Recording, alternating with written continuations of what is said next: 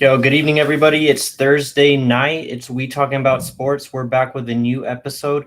It's a little two-man game today. It's a little pick and roll, a little Jamal Murray and Jokic action for you guys tonight. Ben, how are you doing today? Yeah, although they're getting stomped right now, going into half, down about 18 points to the Wolves. Doing all right, bro. Yeah, and we used to run a little pick and roll together. We played some rec league basketball on Monday nights. San Antonio Salsa had a little run, made some deep runs into the playoffs, never got that championship. But Ben, you were a pick and roll guy. You turned into pick and pop later on in your career.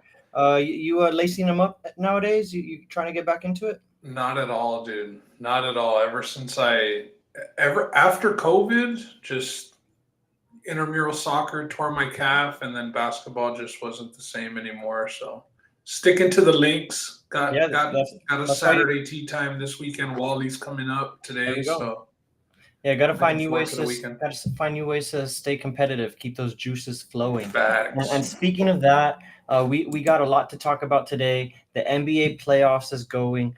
Shout out to everybody that's with us today. It is a midweek stream, but it's the 2024 NBA playoffs. We got one team into the Eastern Conference Finals. No surprise there. The Cavs, they bowed out gracefully to the Celtics. They took care of business in convincing, not so convincing fashion. They had one of those patented Celtics games. You wouldn't believe it, but they're near 500 at home in the playoffs over the past couple of years. So playing at the Garden is not a sure thing for these guys, which is a little worrisome since they will be playing the majority of the games from here on out at home. Then we got the Pacers and Knicks still in a tough series. The Knicks looked like they might have been dead in the water. They pulled it out last night. They smacked the Pacers there at home. They had another resurgence. Jalen Brunson, again, another 40-point performance. Class act over there in New York. And then we got the Western Conference Finals almost set. We got two teams that are up 3-2. One just went up 3-2 last night. Another is trying to close out today, although as Ben said, getting stomped right now. But last night, the Oklahoma City Thunder lost to the Mavs, and that's where I want to start, and that's where I want to talk a little bit. Ben, we talked about this series going into the first round as probably the series to watch. It was going to be the most anticipated series of the second round, rather, excuse me.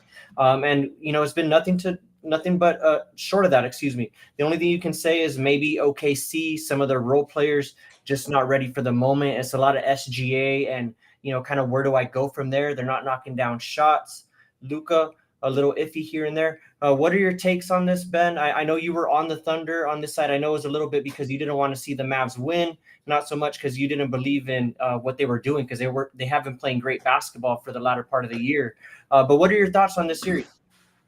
Yeah, this series, I mean, as far as competitive wise, we haven't really had a blowout here, right? Everything's been within But seven, one 10 team has points convincingly looked better than the other at times. for I the think we most can say part. that. Yeah, the Mavs did choke that one game. The series could be over, but it's kind of been zigzag theory. Although I did say I expected whoever won Game 5, which so do the odds. I know it's 70 something percent to win the series. The Mavs are now going back home to finish it off tomorrow night, with a chance. So I think that the Mavs got that one just about wrapped up. Unfortunately, it's been a pretty bad series to watch, man. A lot of complaining to the refs, kind of a A lot of defensive whistles, series. and it has been a defensive series with the Stars. Kyrie really hasn't gotten off the way we expect him to. Luka has sporadic shooting, although last night a pretty efficient He was triple on one double. last night. He was on Yeah, one. so it does look like the Mavs are going to prevail in that series. Chet Holmgren, you want to see more consistency out of him because when he has played well, that is when they've won. Jalen Williams as well. Last night was a pretty bad night for him. But it does come down to the role players. Shy has been consistent. Yep. He's been the one common, 30 points, 28 points a game. But he needs people to step up with him. And, the Thunder, for as bad as they've been outplayed, for them to be in the series the way they are, I think they did miss their chance, winning that Game 5 at home. Yeah, that was a big fumble there. And, we both alluded to it with SGA. He's been the one consistent piece for the Thunder throughout this series. He's been doing his own. People may believe he got snubbed to the MVP. He's definitely playing at that level right now. But it's just truly the supporting cast. Jalen Williams, for most of the year, was that second 20-point scorer. He was a consistent, 20-point game a night guy in the regular season. But the thing that surprises me a little bit with Jalen is because I watched a bit of Thunder basketball just out of betting on them, or some price picks and stuff. They had some popular players, so I watched a bunch of their games. And Jalen has a pretty mature game for being a second, third year player. He can drive, he can get his own bucket, he can pull up, hit the mid range shot.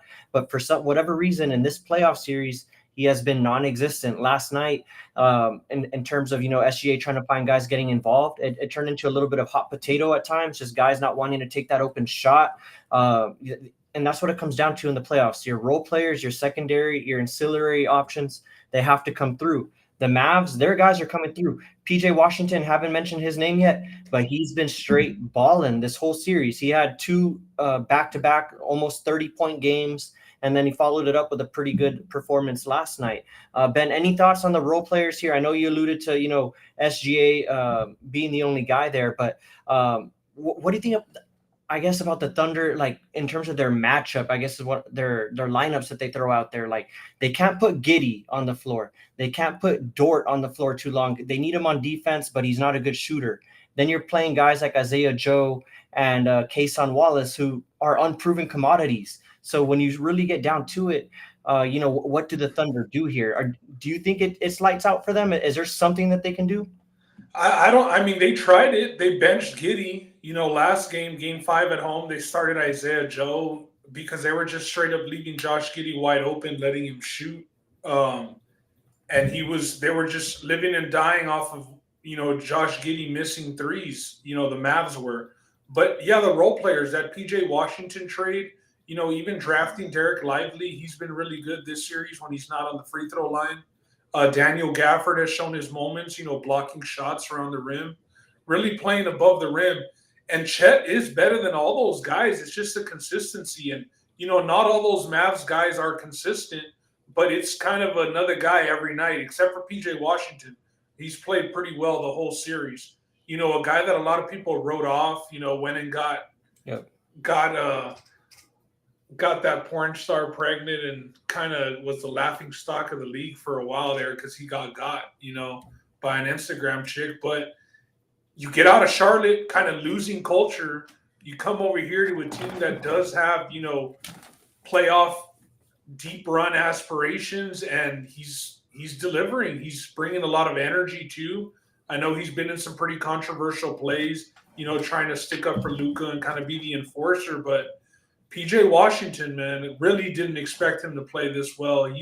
He's playing like way above, the way that he plays, just because of how consistently he's doing it. Yeah, almost making up for Kyrie's lack of performance the last couple games. He had a 9-point game in Game 5, and then Game 4. Then in Game 5, I think he had about 14 or 15 points, not too much on the box score for Kyrie the past 2 games. But one last thing on the series, I do got to give props to Luka. I know it's kind of been up and down for him. I know you don't want to hear the props too much. I will say the crying is a little crazy for me at times. I do think it's a little excessive from him.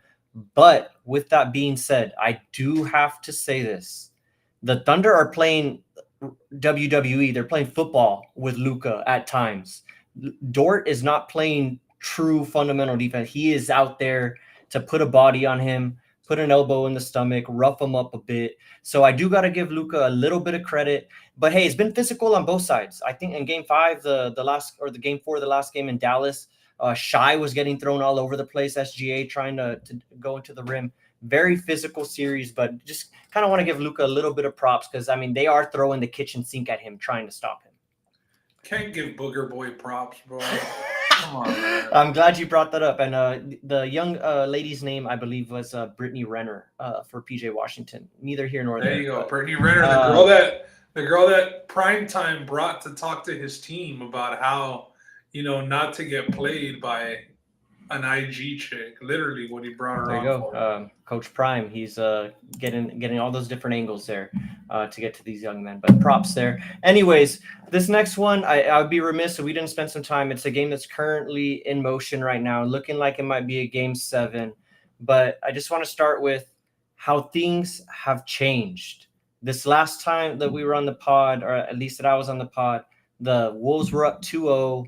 We pretty much everybody on the pod wrote or sang the read rather, excuse me, trying to struggle for my words here, the eulogy for the Nuggets here. They were down 2-0. None of us believed that they had a chance to turn it up. We were looking at their odds. They were about plus 1,200 to win the title. Right? Do we take a stab there? What are your thoughts on how the Nuggets have responded? Is it more of the Nuggets championship resolve, or is it a little bit of the Timberwolves and having that inexperience? I mean, they were plus 2,000 as the 2 seed to win the West or something crazy like that. Their odds were crazy coming into the playoffs because you can tell Vegas really didn't believe.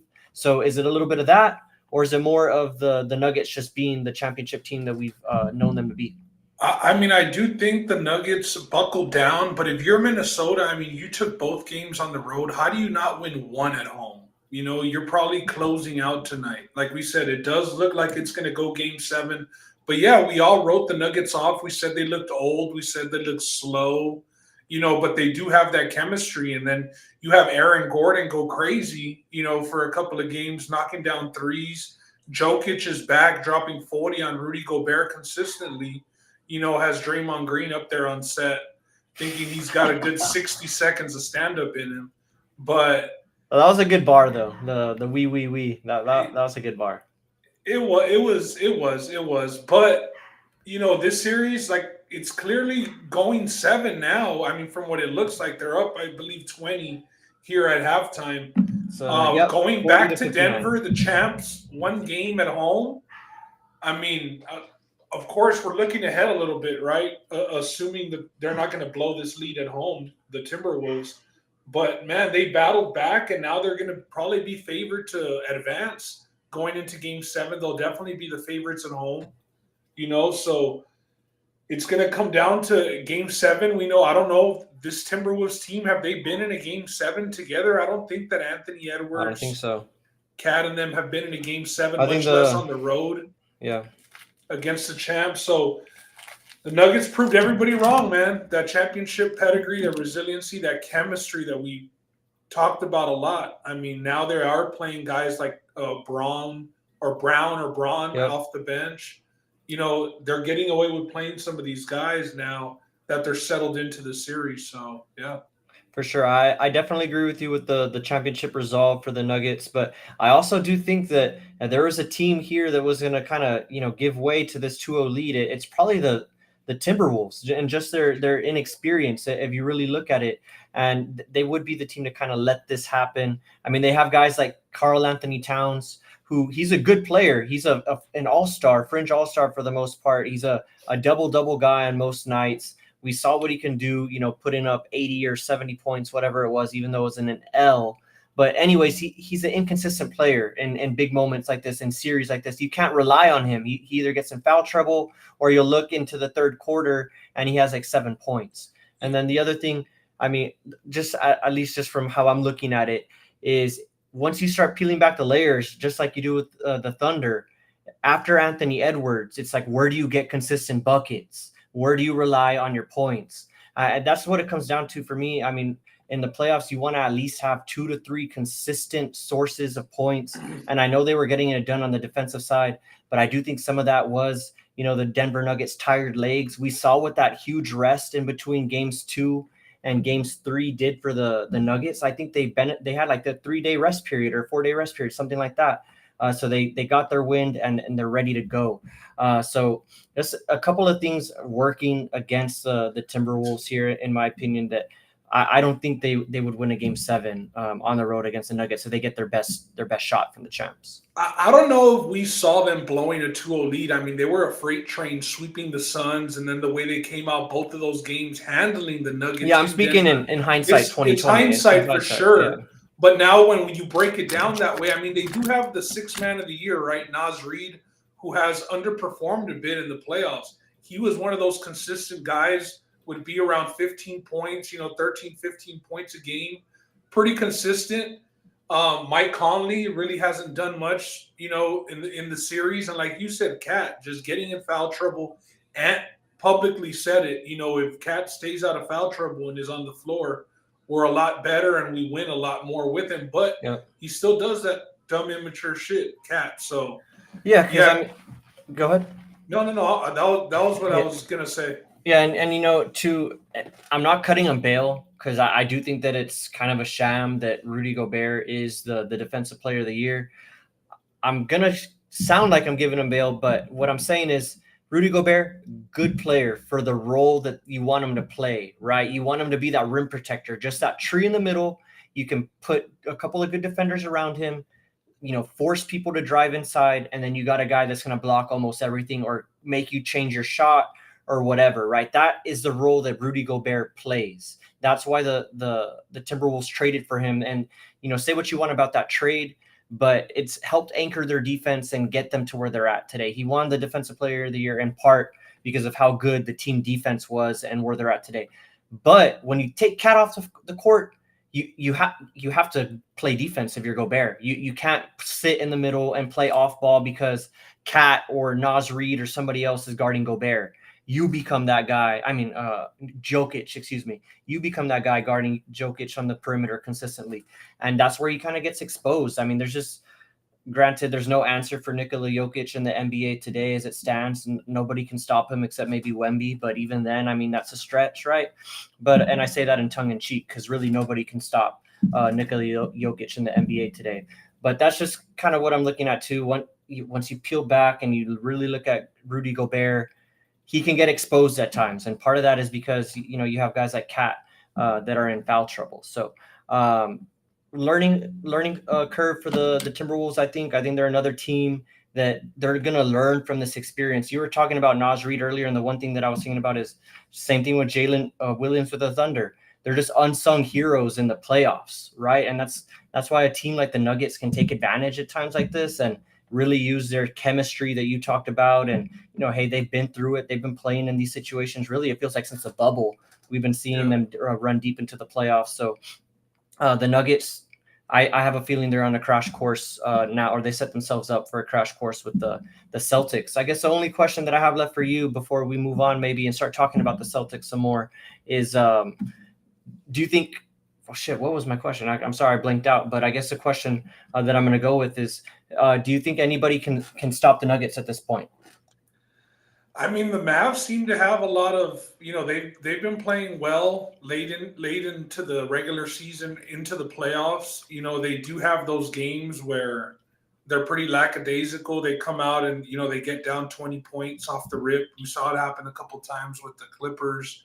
They blew that big lead with the Thunder. So they just, I think that the Mavs are just not as like fundamental and as like strict. They're not like on a resume the way that it seems like the Denver Nuggets are, being champions, knowing what it takes, the discipline, all that shit, taking plays off. Like you see it a lot more with the Mavs than you see it with the Nuggets. But who's going to guard, Kyrie and Luka when they do match up? That's something that we'll probably talk about if the matchup does, happen, right? They both still got to win one more ankle game. monitor himself. Yeah, it's hey, he cut that ankle monitor off. He'll knock some people down. KCP. I think he's the answer there. All right, let's go on to the Eastern Conference real quick. Oh, actually, no. I think I know the answer here. We got into this. They've both been equally impressive. Luka is up 3-2, but SGA, he's just been straight putting on for his team. Definitely deserving of an MVP nod sometime in his career. Now, we talked about Jokic. I, kind of professed my love for him and said, there's not an answer for him in the NBA right now. Ben, are you comfortable with Jokic winning the MVP? I know Shaq made waves a couple days ago, especially with his interview with Jokic, and he's been pretty vocal about, just not thinking that Jokic is a guy that's, deserving of 4 MVPs or however many he's won. What are your thoughts on Jokic winning the MVP this year?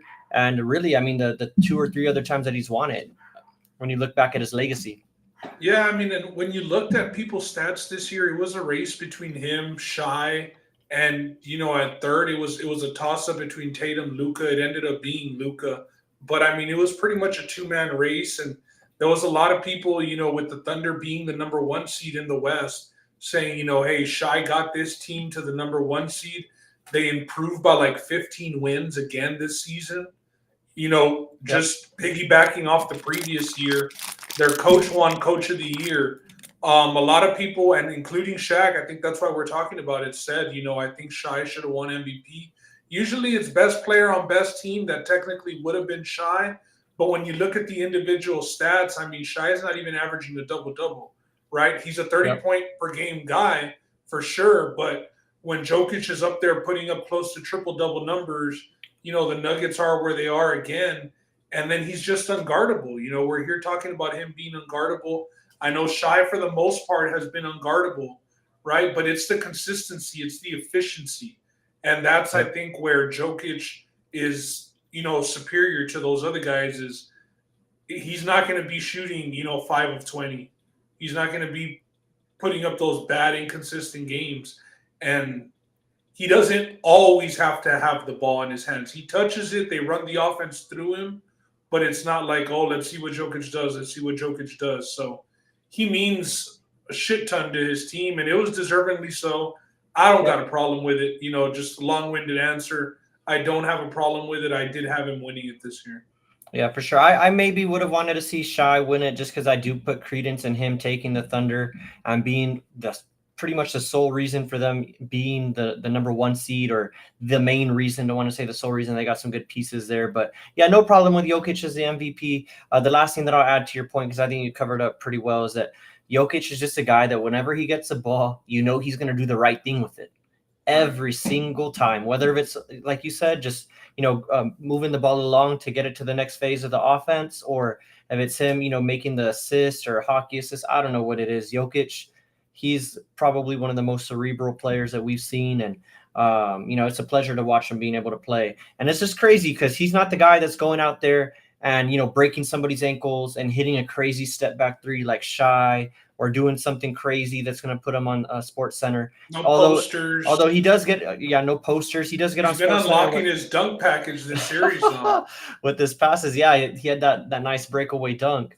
But yeah, he's just doing it differently. And, you know, Shaq, I have a lot of respect for him. I do think he's one of the most dominant players that we've ever seen, if not the most. But he is a little sensitive when it comes to, you know, other big men, you know, having their shine. He's never shied away from, you know, taking a shot at the most current dominant big man, whether it was Dwight Howard back in the day when he was, you know, claiming the second coming of Superman, and you know, Jokic today. So yeah, just do you have a problem with Shaq saying that? Do you think that it was like a shot, or is it like, we know Jokic doesn't like celebrate? He's not popping bottles because he won the MVP, and they've awarded him the MVP on that show, what, 3 years? Yeah, the only problem I have with it, and actually I guess I do have a problem with it, just from the standpoint of, like, one, you're interviewing the guy. You know, say what you want, you know, on the set or whatever, but when you're interviewing him, like, don't get your piece off. I think that was another part of what Shannon Sharpe was, you know, kind of talking crap to Shaq on, was that he used that interview where they were talking to him about the MVP award to kind of, you know, take some digs at him or whatever. So that's one problem I have. And then 2, I just don't like the whole saying, I don't know. I get where Shaq is coming from the whole, hey, I'm one of the best players of all time, like, these are my opinions kind of a deal. But they seem to have a decent relationship. Yeah, for sure. It's just whenever it comes off as you're cutting somebody else down or something like that, I'm not a fan of. You can critique their game or whatever, but if you're just kind of being dismissive and not using, you know, anything really to back it up, kind of like, you know, what he was saying with Wemby and Bol, right? Like, I mean, it's like, come on, are you being real here, saying that Bol is, you know, just as good or comparable to Wemby? I mean, you're just trying to make a point. You're just trying to, you know, make some waves and get some clips going. So yeah, he's got a knack for it. For sure. I'm not too big of a fan of it, but let's move on. We still got to talk about the Celtics here. They're the number 1 seed. They've been on a pretty easy path thus far, just out of virtue of some injuries and who they've matched up with in terms of the Cavs. Most recently, you know, without Jared Allen, no Donovan Mitchell the last couple games. So even with that, those games did not look how they should have. Ron put up some stats here in a great video 2-3 against the spread here in their 4-1 series victory, and they took a loss at home without Spider. Looks like I lost Ben. I'll keep going, but needless to say here, the Celtics have not been consistent. They're the number one seed for a reason. They dominated the NBA regular season, pretty much unchallenged for the most part in the Eastern Conference. Really, we're on easy street for the last 2 months of the regular season, for what it seems like, and maybe that's a little bit of what's going on here. They've been on easy street for so long that it's just hard for them to turn on that switch. Even though it's crazy to be saying that the second round of the playoffs, but I just think that's the nature of the Eastern Conference today, is that it's pretty top heavy once you get past a couple of teams, and then you factor in what happened with the 76ers and Joel Embiid's injuries this year. Just a pretty soft Eastern Conference. Ben, do you think the Celtics team has a chance at beating what looks like either the Nuggets or the Mavs at this point, if our predictions hold true on the West? Do you think this team has a chance? Let's just go with the Nuggets because they're most likely to get there. Without Kristaps Porzingis, I don't think that they have a chance. I mean, if they're going to be throwing Cornette out there and Sam Hauser and Al Horford's going to be your starting center, I definitely don't think that they have a chance. If Kristaps, they'll get there without him, right? But then when you're matching up against somebody like Jokic or even Cat, Gobert, depending on who gets there, right? You're probably going to need a big man. You're going to need somebody to at least put some pressure, on the opposing guy, and they really don't have that. Al Horford, yes, he usually makes the right basketball play. He's a vet. He can stretch the floor, when he's hitting his three. He's out of gas. Yeah, and then we're talking about, in another 2 weeks, 3 weeks of play, in the finals, the dude's 40, bro, isn't he? He's close to it. Al Horford's not going to make it through this playoffs. So I don't like their big man situation if Kristaps doesn't come back. We've seen Jason Tatum be pretty inconsistent in these playoffs so far. Derek White, has his games and he's pretty bad. Jaylen Brown has probably been the bright spot for them so far. Nothing crazy, but he has been consistently putting up 25 plus points. But yeah, they'll get to the finals, without Porzingis. But if Porzingis does not come back, it doesn't matter who they're playing. I don't like their chances of just being like a jump shooting team. And I know Porzingis really isn't like the post up type of player, but he at least has that mid range little turnaround. I mean, he puts some pressure there. You know what I mean? So for sure. Yeah. I didn't even mention KP. They've been doing all of this without him. He got injured, I think in the first round, right? In the beginning of the first round, maybe the first game or second game, something like that. So he's been out, and even if he does come back, you got to think there's a ramp up period, and there's nothing worse than coming back in the NBA Finals and having to get your legs under you during that series. So definitely not an optimal situation for the Celtics, but they just have more talent than everybody. They have Jason Tatum and Jaylen Brown. The rest of the East doesn't. And they're going to be coaching though, Roland. Yeah, the coaching. That is a question mark, right? With Mazzulla, a lot of people have called him out as what does this guy do? A lot of people have called out the Celtics and their offense being unwatchable almost, and it's kind of true. When you watch the Celtics, they go 5 wide, and it's like pick a spot to go one-on-one. It's not fun to watch. It's just you give it to Jason Tatum. You let him go one-on-one, step back, or you give it to Jaylen Brown the next position, one-on-one, spin move into a mid-range jumper, whatever you want to call it, right? It's some variation of that, or a kick out for a 3. Not very fun to watch, and a part of that is the coaching. They're not running sets to the naked eye, at least, right? To watching at home, it looks like they're just going 5 wide and playing iso ball.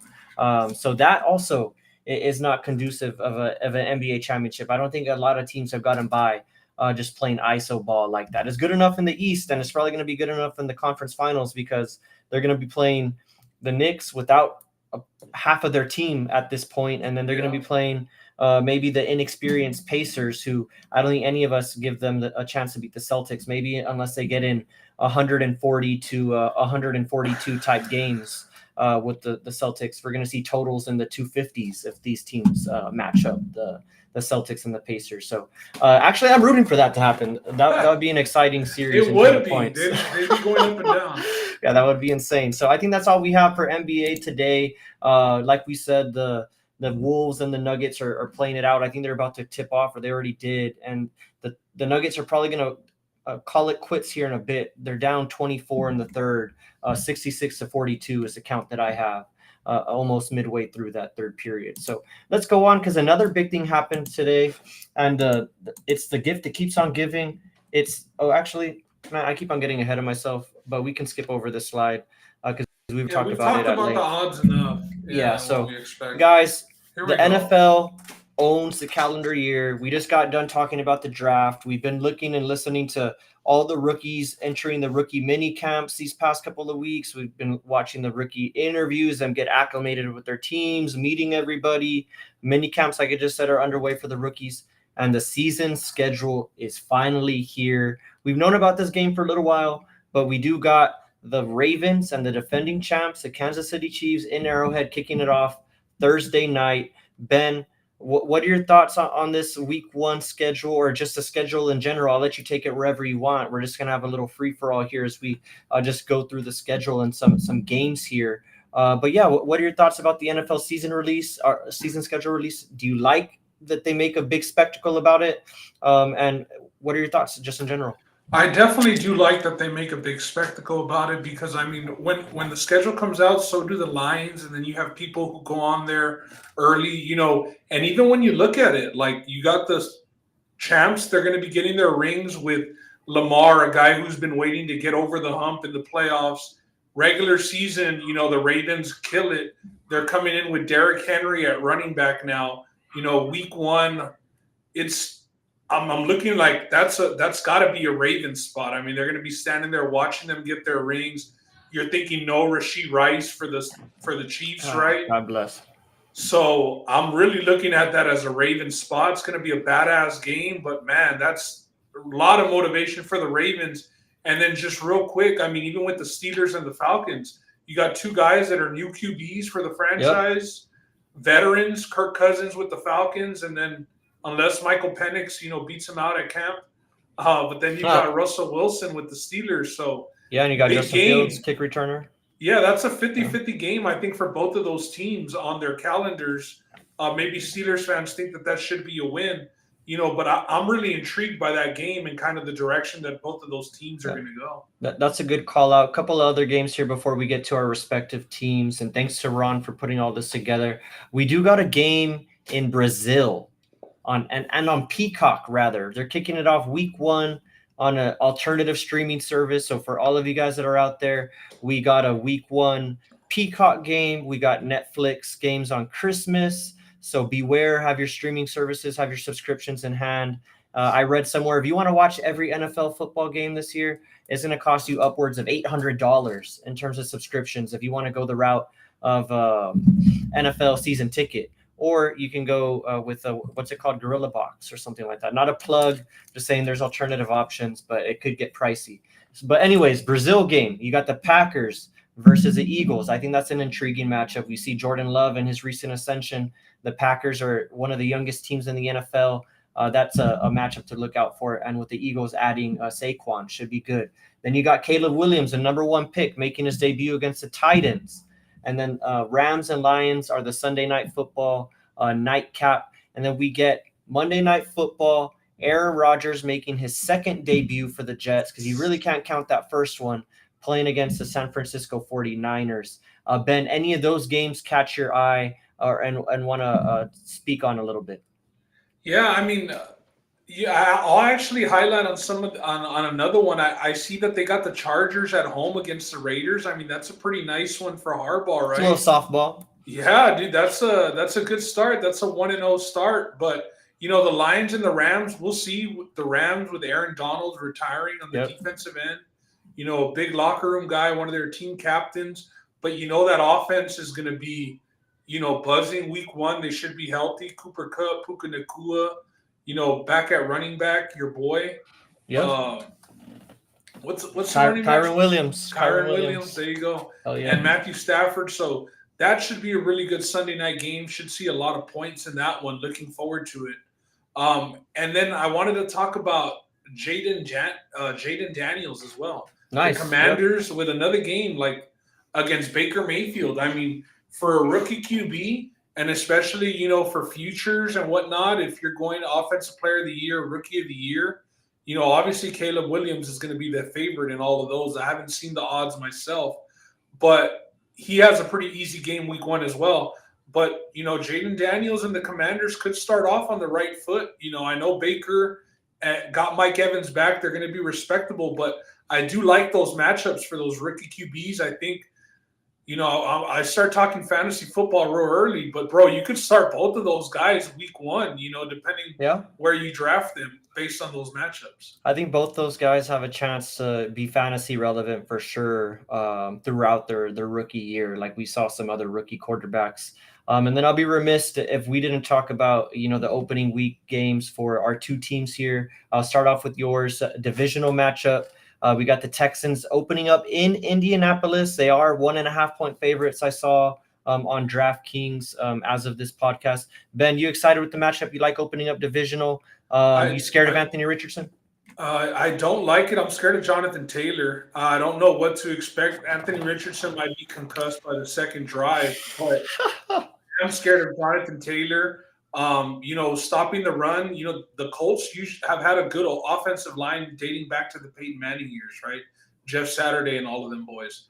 But they're back with a beefy O-line, and Jonathan Taylor, who, you know, seemed to get into form late last season after being, you know, pretty disappointing, got paid, started rolling late in the season. So it is a tough matchup, Roland. I don't like having a divisional matchup week 1.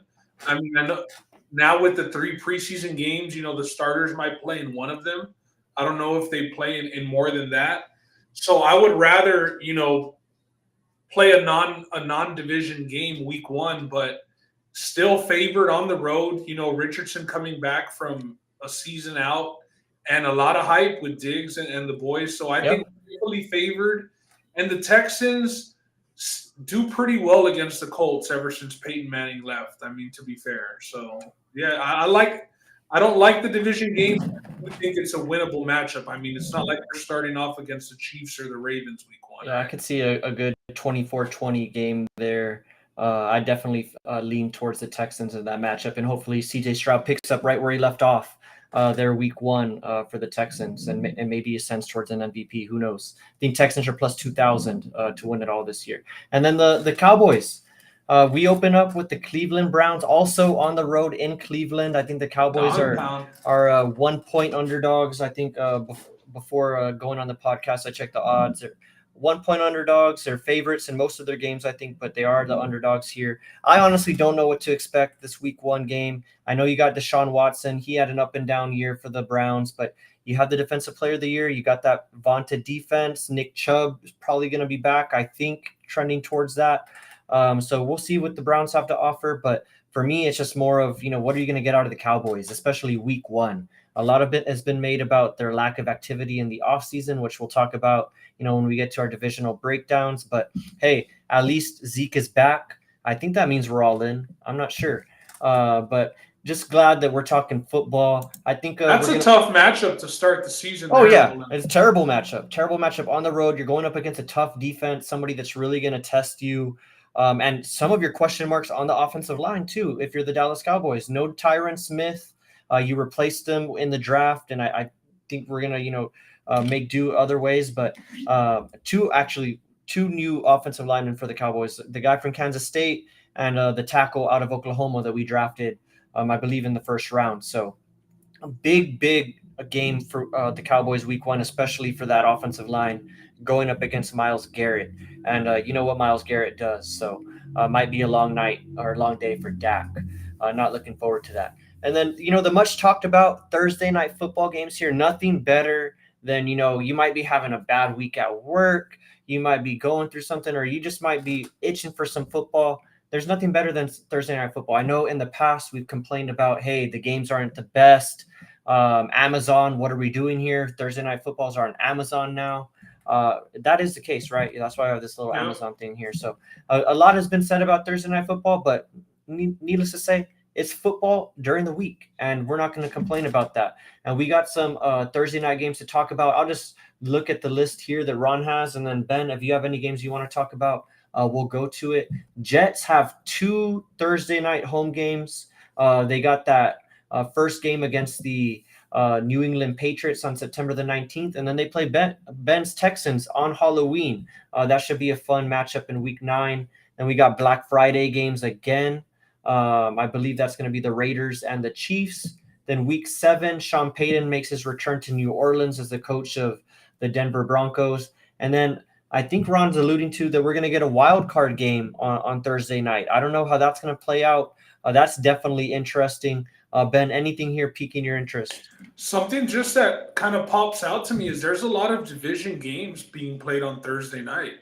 I mean, just from the start, they're almost all divisional games now. Yeah, until you get to the Broncos and the Saints, and then the Texans and the Jets. But for the most part, it's all divisional games, so they are games that are going to mean something. You know what I mean? True. Even late into the season, the Bengals against the Browns, the Rams and the Niners, that Seahawks and Bears game, that's not a division game, but a lot of these games are going to mean something. You see the Browns there again against the Steelers, Bengals there again against the Ravens. So this Thursday night, they're not giving us, the Raiders against the Falcons on Thursday night for the most part. They do have some of those sprinkled in there, but these games are going to be meaning something. It seems like Amazon paid big money and they're getting some decent, meaningful games on there. All but like 3 or 4 divisional games. I mean, we can't complain. For sure. No, this is definitely a good lineup. Definitely better than the lineup of games that we've come accustomed to, especially early on in Thursday Night Football's inception. The other thing that catches my eye, and this might just be like a bad memory on my part, and I might be mixing things up, but I cannot recall, or I don't think it happens very often, that the Cowboys play a Thursday night game or a Thursday Night Football game that is not consistent with Thanksgiving. Usually that's kind of when the Cowboys get in their Thursday night games. And they do play 2 a year. It'll be that Thursday night game. And then the very next game will be on Thursday for the Cowboys. That's kind of how they sprinkle it in. This year, unless I'm missing something and the week of Thanksgiving is not included, looks like the Cowboys play their Thursday night game in New York against the Giants. And we saw those jerseys that came out for the Giants. Looks like a mix of kind of what the Packers used to do with their old school jerseys. Trash. Very, very bad decision by the Giants there.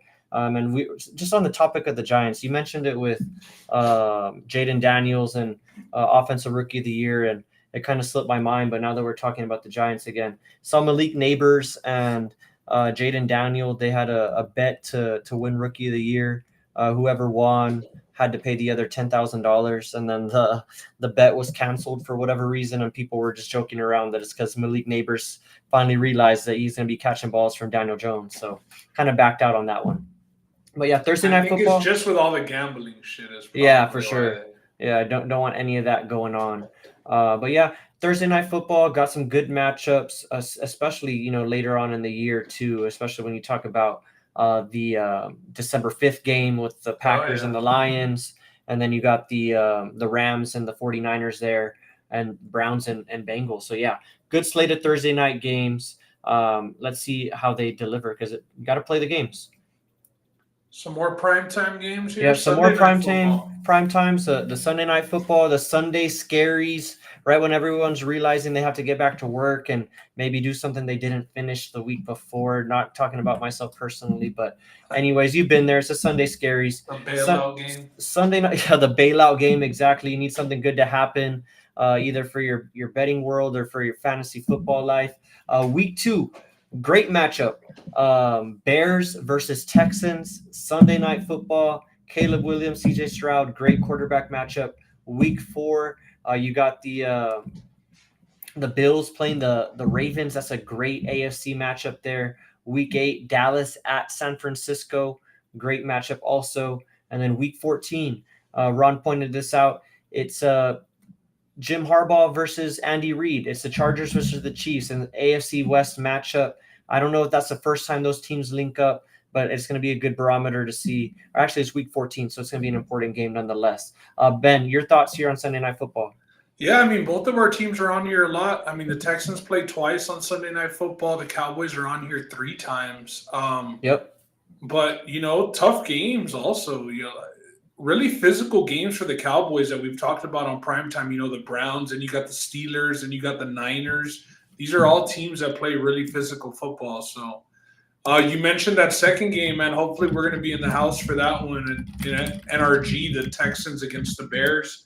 We plan on going to that game. That's the one game that we kind of pinpointed on the calendar this year. So going to try and be in the house for that one. But, yeah, a lot of good matchups here as well, dude. I mean, even going down to the last Sunday nighter, you got the Dolphins against the Browns, both teams that are probably going to either be battling for the division or a wild card spot for sure. So got to love it. And then they even left that open spot just to flex something in there the last week of the season.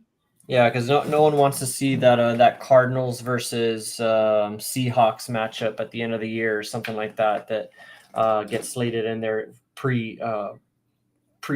So yeah, good point there. Yeah, for the Cowboys, their schedule just in general, I think is kind of tough in terms of, I think it probably stacks in the top half of the league in terms of strength of schedule, although you really can't look at past performance because so many teams change from year to year in terms of non-playoff teams become playoff teams and playoff teams become outsiders looking in, so really can't rely too much on the strength of schedule. But yeah, a lot of good matchups here in Sunday Night Football.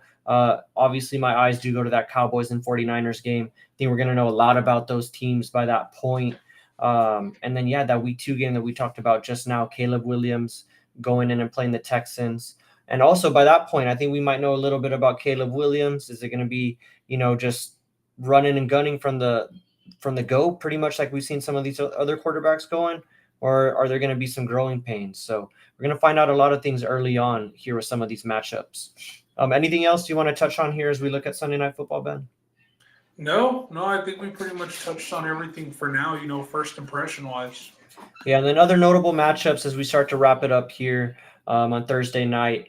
We got a week 7 matchup between the 49ers and the Kansas City Chiefs Super Bowl rematch. In week 12, we got the Harbaugh Bowl. We got the brothers. The NFL had to throw that in there. Then another week 7 matchup. You got Saquon going back to New York for the first time. Another reunion in week 14. Kurt going to Minnesota, or I don't know if that's actually over there, but they're playing each other nonetheless. And then week 8, the number 1 and number 2 overall picks matchup. Caleb Williams, Jaden Daniels, potential offensive rookie of the year showdown right there. Yeah. Any of those matchups that catch your attention, Ben? Yeah, that last one, because I mean, I know a lot of people have higher expectations for the Bears this year, and I think the Bears are just one of those popular teams that, get some preseason hype, no matter if it's Mitch Trubisky back there, or now their new number 1 pick. But I like that matchup there at the end. I like the 2 QBs, kind of going at it. Yeah, and then, here too, I like that Super Bowl rematch. You got the 49ers and San Francisco and the Chiefs matching up. The Chiefs, you mentioned early on. Who knows what's going to happen with their wide receiver core? It might be Xavier Worthy lining up as the wide receiver number 1 on week 1 without Rashee Rice. Who knows how long he's going to be out, depending on the length of the suspension. He might be coming back around week 7 for that game. Sky Moore against the 49ers. Sky Moore, yeah. I mean, they don't have MVS anymore. They're really going to need what's his name, Travis Kelce, to play up to that new contract that they just gave him. They might ask Taylor Swift to catch a couple passes at this point too. So we'll see. It's the NFL. It gets us talking here in May, even though the season doesn't start until September. It's a beautiful thing. Then we'll start breaking down the divisions as we start getting into the summer. Ben, anything you want to touch on? Doesn't even have to be about the NFL. Anything you want to leave us with before we sign off for the day? No, dude, I'm good. I'm ready to get some dinner. I mean, we had a pretty good pod. Went by a little quicker. We covered a lot, but just having that little 2-man pick and roll instead of all 4 of us here, we did miss Ron and Justin. Couldn't be with us tonight. But just glad to get another one in the books. Yeah, get another one in the books. Just like the NBA, the NBA is built off of strong duos. You got to have a duo every now and again come through. It might not be us. Justin and Ron might come on one day. They carry the load. Just as long as we're, here with you guys at least once a week or twice a week. That's all we try and do here. So thanks to everybody that watched throughout the night. We did talk about the NBA playoffs. It looks like the Timberwolves have this one in the bag. The Nuggets are probably playing for Game 7 at this point. Going to be calling in the Dogs as they look to gear up and go back to Denver. Up 30. Yeah, up 30. And then I guess just before we sign off tomorrow, I'm just going to leave the viewers. We got one Friday night game. It's Game 6. The Knicks are 6-point underdogs going into Indiana to face the Pacers. Ben, quick thought there. Just money line. Who do you think wins? Money, I do think Indy wins. I think it is a lot of points, though. We've seen, the Knicks that they've should have stolen one or two in Indianapolis, but came up short. I do think 6 is a lot. They've played tight games, aside from this recent blowout in New York. That it was a game New York had to have, but with this being an Indy, expect the Pacers to score 120 plus, win the game, and have another Game 7. There we go. I'm hoping for another Game 7 also. Hopefully, the Knicks kind of expended a lot of their energy to get up for that game there in Game 5 and, take control of the series. And, they come out a little flat here in Game 6 and Indy takes care of business. So that's where I'll be watching on Friday night. Guys, again, thanks for watching here as we talking about sports. I'm Roland. He's Ben. See you guys later.